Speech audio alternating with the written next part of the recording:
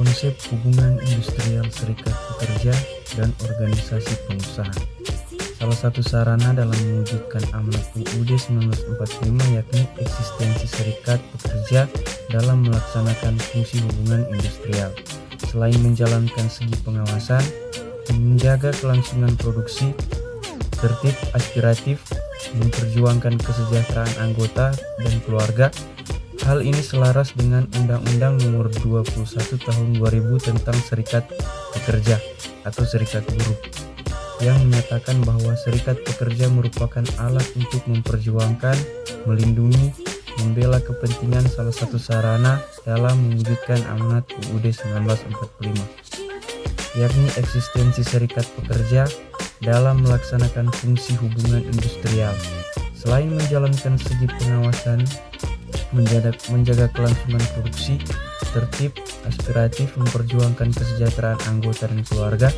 Hal ini selaras dengan Undang-Undang Nomor 21 Tahun 2000 tentang Serikat Pekerja atau Serikat Buruh yang menyatakan bahwa serikat pekerja buruh adalah alat untuk memperjuangkan, melindungi, membela kepentingan. Peranan serikat pekerja selain membangun hubungan industrial, mempunyai fungsi sebagai pihak dalam pembuatan perjanjian kerjasama serta penyelesaian perselisihan hubungan industrial.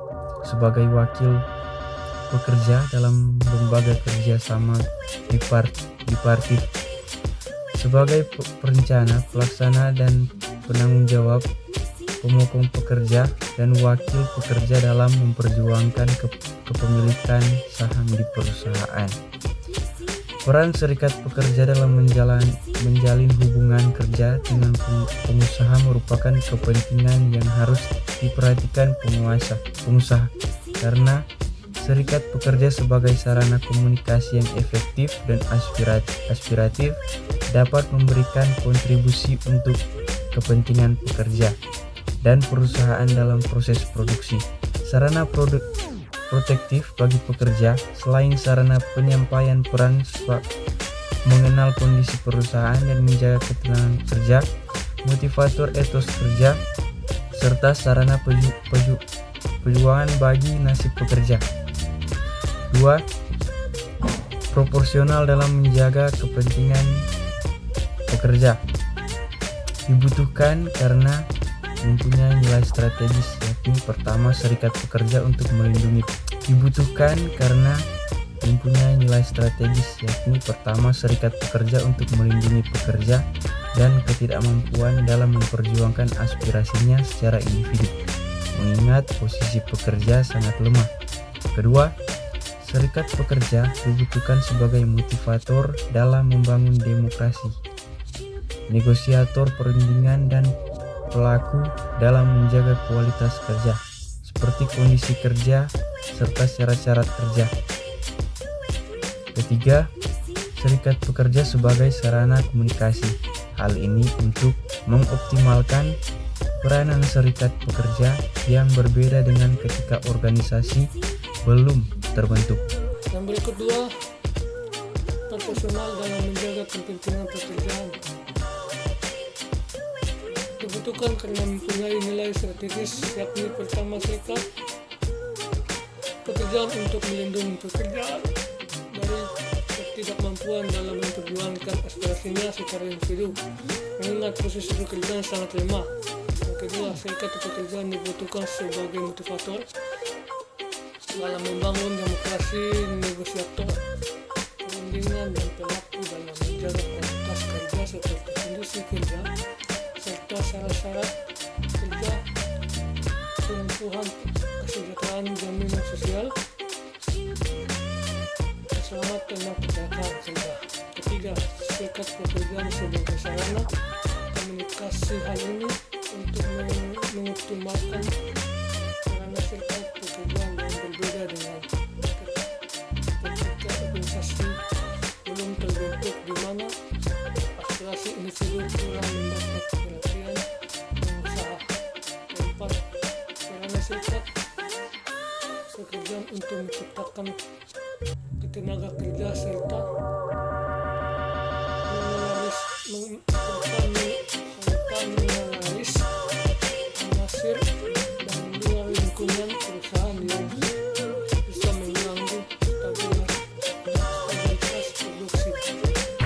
Baik, selanjutnya hubungan industrial diatur dalam pasal 102 dan pasal 103 Undang-Undang Nomor 13 Tahun 2003 tentang Ketenagakerjaan.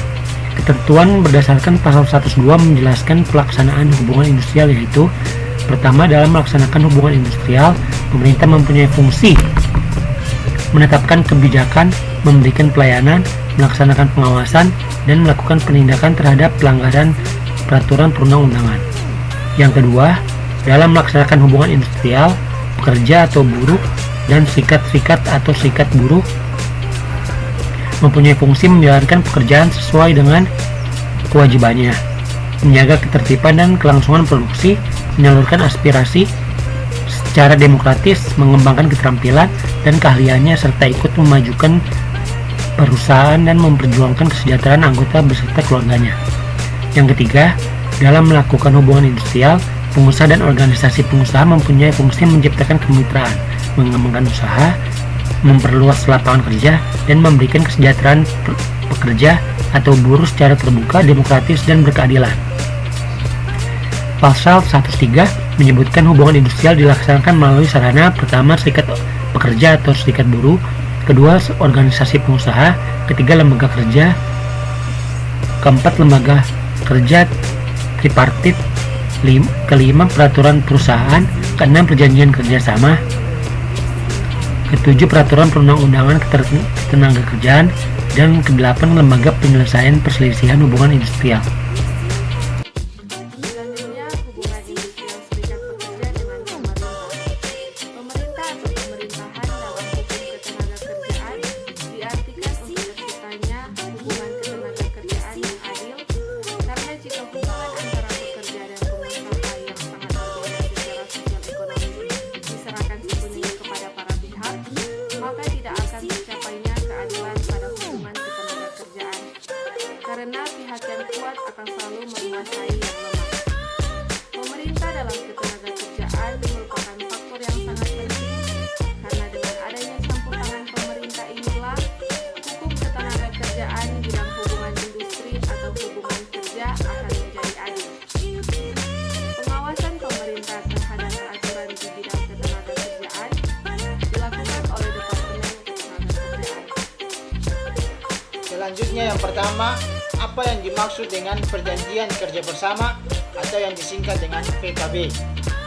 PKB menurut Undang-Undang Nomor 13 Tahun 2003, PKB adalah perjanjian yang merupakan hasil perundingan serikat pekerja atau beberapa serikat pekerja yang tercatat pada instansi yang bertanggung jawab di bidang ketenagakerjaan dengan pengusaha atau beberapa pengusaha atau perkumpulan pengusaha yang memuat syarat-syarat kerja. Hak dan kewajiban kedua belah pihak, artinya PKB berisi aturan atau syarat-syarat kerja bagi pekerja. PKB juga mengatur hak dan kewajiban perusahaan dan pekerja menjadi pedoman penyelesaian perselisihan antara kedua belah pihak. Satu perusahaan hanya dapat membuat satu PKB yang berlaku bagi seluruh pekerja di perusahaan tersebut. Selanjutnya, latar belakang pembuatan perjanjian kerja bersama. Yang pertama, Peraturan Undang-Undang Nomor 13 Tahun 2003 Pasal 108 mengharuskan pengusaha yang